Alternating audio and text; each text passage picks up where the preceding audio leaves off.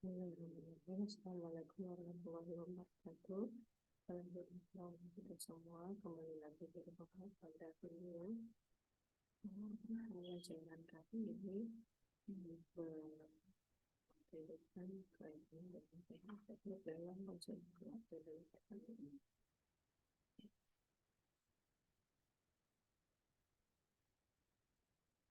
Ya, seperti yang kami sampaikan bahwasannya ada beberapa teknik yang berbeda pada konseling keluarga dan perkawinan dibandingkan dengan konseling individu ya.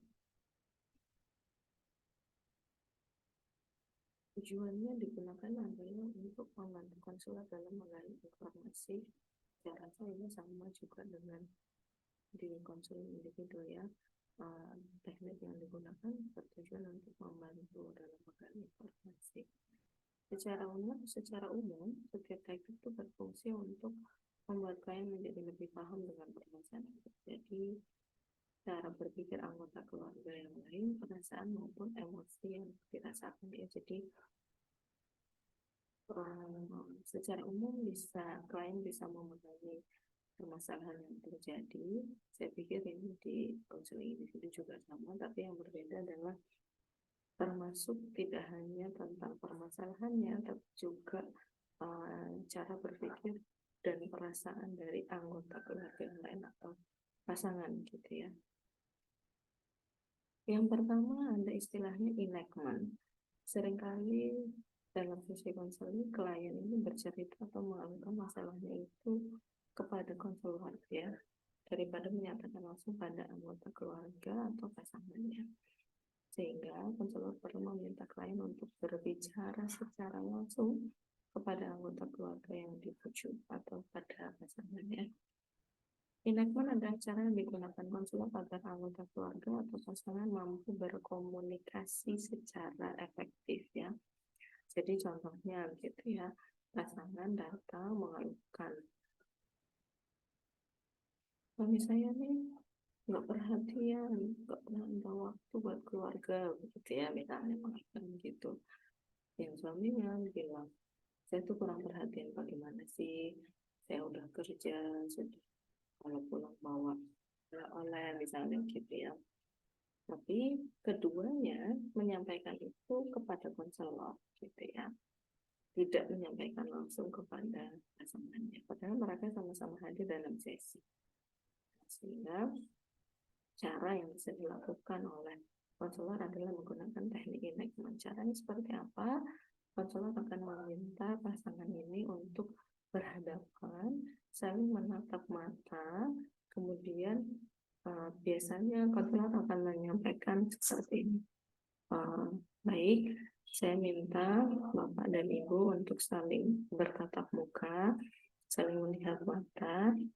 Sekarang silahkan sampaikan secara langsung apa yang baru saja disampaikan kepada saya atau hal-hal lain yang ingin disampaikan secara langsung.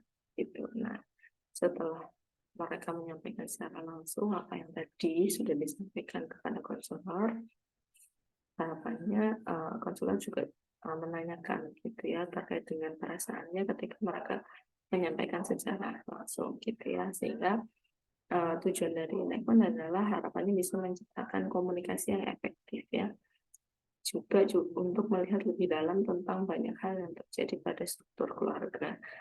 Kalau misalnya ketika cara menyampaikannya masih terlihat tidak adanya kesetaraan misalnya gitu ya dalam anggota keluarga, misalnya antara ayah sama anak misalnya gitu, yang anak ternyata memang masih belum bisa mematuhi orang tua misalnya gitu, itu nanti juga akan terlihat gitu ya. Ya, ini adalah contohnya tadi seperti sudah saya sampaikan. Ya, itu yang pertama adalah enactment.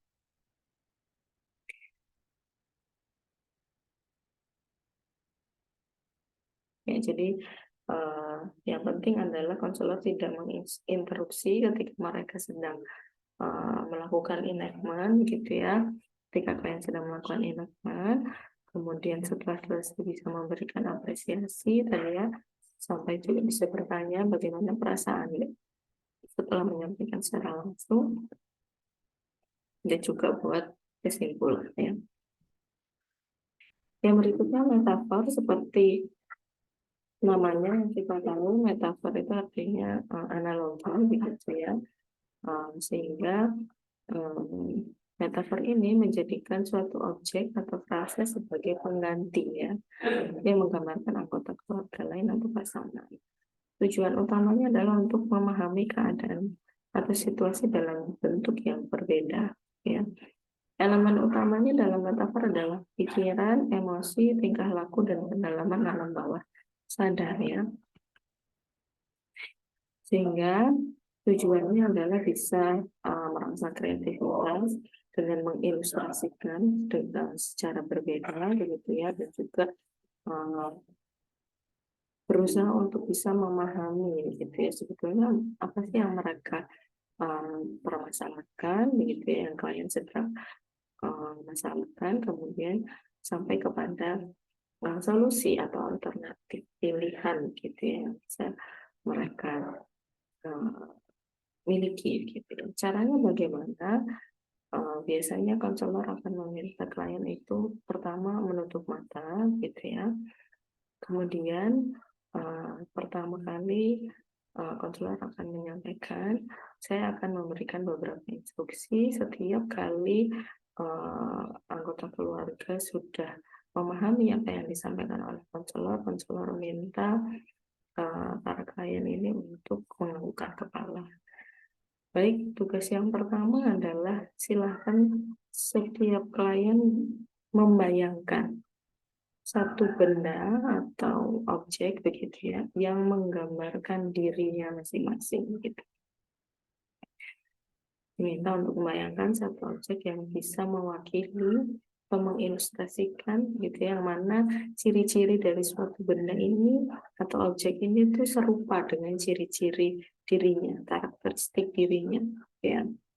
Setelah semua bisa menemukan, konselor biasanya akan meminta untuk menganggukkan kepala ya. Kalau sudah ketemu silahkan dianggukkan kepala gitu ya. Kemudian setelah itu membayangkan kenapa objek tersebut bisa mewakili diri masing-masing gitu ya, baik anggota keluarga atau pasangan gitu.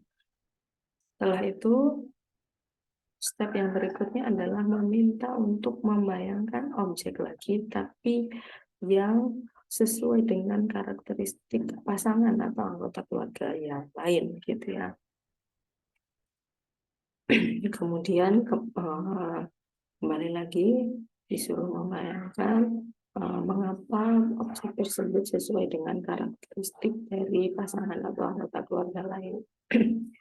Step yang berikutnya adalah meminta klien untuk membayangkan hubungan atau kaitan atau interaksi gitu ya antara dua objek tadi yang sudah dibayangkan. Jadi ketika pertama sudah membayangkan objek tentang dirinya sendiri, kemudian membayangkan objek tentang pasangannya gitu ya. Kemudian bagaimana kedua objek tersebut bisa saling berinteraksi. Nah, setelah selesai semua, baru boleh membuka mata begitu ya. Nah, dari situ konselor akan klien untuk menceritakan gitu ya, menyebutkan satu persatu apa yang sudah dibayangkan tadi sampai kepada bagaimana kedua objek tadi saling berinteraksi gitu ya. Nah, bagaimana objek tadi bisa saling berinteraksi itu sebetulnya menjadi satu fokus begitu ya. Seringkali itu yang tadi dikatakan tujuannya adalah untuk bisa memberikan alternatif pilihan. Namun ternyata ketika disuruh membayangkan menggunakan objek, gitu, mereka bisa membayangkan bahwasanya kedua benda tadi objek tadi bisa saling berinteraksi. Gitu. Mau nonton TV? Ya, saya rasa itu ya untuk kayak gitu.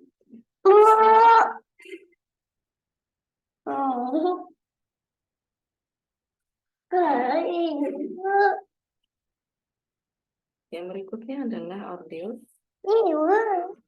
Di sini tujuannya adalah untuk supaya klien bisa menyerah gitu ya.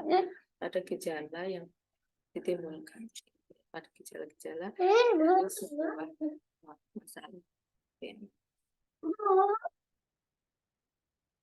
Ya, jadi biasanya audiens ini memang kaitannya dengan aturan atau perintah langsung gitu ya dari konselor ya pernikahan.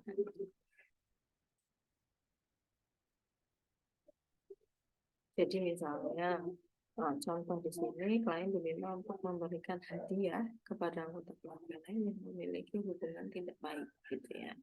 Misalnya mertua atau ipar gitu ya, dan harus dilakukan setiap kali gejala itu muncul. Contohnya hubungan yang tidak baik gitu ya antara klien dengan ipar misalnya gitu ya. Setiap kali merasa jengkel maka harus memberikan hadiah gitu ya, sehingga harapannya ketika setiap kali memberikan hadiah maka dia akan merasa menyadari begitu ya, oh ternyata sebetulnya hubungan saya dengan ipar itu tidak ada masalah gitu.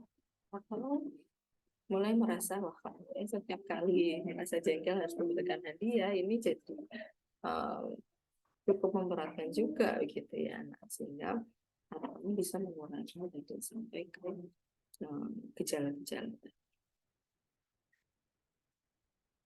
Yang berikutnya, timelines ini adalah sebuah diagram yang mana sangat membantu terutama untuk melihat pada keluarga yang atau pasangan yang mungkin memang masalahnya sudah cukup lama gitu ya. Jadi seperti namanya timelines atau garis waktu gitu ya, konselor akan meminta klien untuk menggambarkan begitu ya secara berurutan peristiwa-peristiwa yang selama ini sudah melewati ya. Jadi ini seperti contohnya, misalnya tahun 2001 bulan Januari apa yang terjadi, itu seterusnya gitu ya, sehingga dari sini harapannya klien bisa melihat ya gambaran, oh ternyata memang kita mulai ada masalah sejak kapan gitu ya, dan apa yang menjadi isu permasalahan gitu ya. Harapannya dengan klien bisa melihat ulang gitu ya apa yang terjadi, menyadarkan mereka sebetulnya oh ternyata mereka sudah merasakan masalah ini sejak cukup lama gitu. Yang berikutnya menarik adalah spotting. Kalau diartikan secara harfiah, spotting itu artinya memahat begitu ya, jadi membuat patung gitu, yang mana sebetulnya spotting ini layaknya seperti memperagakan gitu ya. Namun anggota keluarga ini dijadikan layaknya patung gitu ya. Patung itu kan nggak bisa ngapa-ngapain ya, diem aja gitu. Jadi biasanya ini berkaitan dengan persepsi terkait dengan interaksi di dalam keluarga gitu ya. Jadi scouting ini biasanya konselor akan meminta klien untuk memposisikan setiap anggota keluarganya begitu ya, berdasarkan persepsi dirinya terkait dengan interaksi di dalam keluarga. Contoh misalnya seorang masalahnya keluarga ini datang dengan masalah anak tidak bisa berkomunikasi dengan orang tua misalnya gitu ya. Jadi nanti anak akan diminta untuk memposisikan begitu ya setiap anggota keluarga di mana gitu ya, silahkan gitu. Misalnya karena yang ada masalah di antara anak dan orang tua, kemungkinan misalnya contoh yang mungkin terjadi adalah akan memposisikan orang tua ini di posisi yang jauh, si anak sendiri akan bersebelahan dengan saudara misalnya dengan kakak atau adik begitu ya, atau mungkin ada anggota keluarga yang lain gitu ya. Nah, setiap kali sesi atau memeragakan tadi ya, memahat tadi, memposisikan setiap anggota, konselor akan bertanya, bagaimana perasaanmu gitu ya, kenapa Anda meletakkan gitu ya, atau memposisikan setiap anggota keluarga seperti ini gitu ya. Nanti bisa diceritakan karena saya nggak dekat sama ibu, saya nggak dekat sama bapak misalnya gitu ya. Tapi saya dekat sama kakak, saya dekat sama adik misalnya gitu. Dan setelah itu, dan setiap anggota keluarga perlu untuk ditanya perasaannya ketika mereka berada di posisi tersebut begitu ya. Ketika mereka diposisikan pada posisi tersebut, apa yang mereka rasakan? Terutama mungkin dalam contoh tadi begitu ya, ayah dan ibu begitu ya. Mereka diposisikan sangat jauh dari anak-anak, apa yang mereka rasakan gitu ya. Sedih misalnya, kecewa dan seterusnya. Setelah itu, setelah selesai satu sesi scalping, konselor akan meminta klien untuk memposisikan kembali tapi sesuai dengan harapan. Kalau tadi persepsi terhadap interaksi gitu ya, sekarang harapannya sebetulnya inginnya di dalam keluarga ini posisinya seperti apa misalnya gitu ya. Oh, ternyata semua saling berdekatan misalnya gitu ya. Nah, itu nanti juga akan ditanyakan bagaimana perasaannya, kenapa ingin atau kenapa harapannya posisinya seperti ini gitu ya. Dan biasanya ini akan menarik ketika semua anggota keluarga diberi kesempatan, tidak hanya yang tadi ya dirasa ada masalah begitu ya, tapi semuanya. Bisa jadi tadi misalnya kakak atau adik yang merasa tidak ada masalah dengan orang tua, sebetulnya turut juga merasakan ketidakdekatan dengan orang tua misalnya gitu ya. Sehingga ini bisa untuk melihat gitu ya secara keseluruhan apa yang terjadi di dalam keluarga gitu ya.